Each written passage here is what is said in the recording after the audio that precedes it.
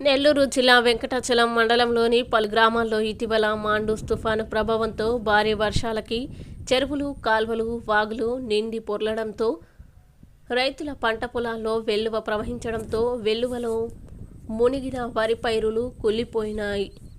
ఇప్పటికీ తుఫాను వచ్చి వారం గడుస్తున్న పొలాల్లో నీరు తగ్గుముఖం పట్టకపోవడంతో ఇక వరి పైరులు కోలుకునే పరిస్థితి లేదు.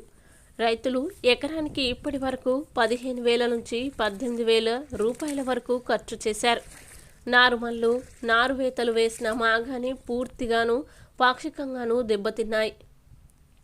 ఈ విషయమై రైతులు మాట్లాడుతూ, మాపై ప్రకృతి కన్నెర్ర చేసి తుఫాను రూపంలో భారీ వర్షాలకు మా నారుమల్లని, నారువేతల్ని దెబ్బతీసిందని, మేము నష్టపోయామని, మరలా నారుమల్ల నుంచి మంచి సేద్యం చేయాలని, ఖర్చులు అధికమవుతాయని తెలిపారు. అలాగే ప్రభుత్వం వారు మా రైతులకి నష్టపరిహారం ఇప్పించి ఆదుకోవాలని తెలియజేశారు.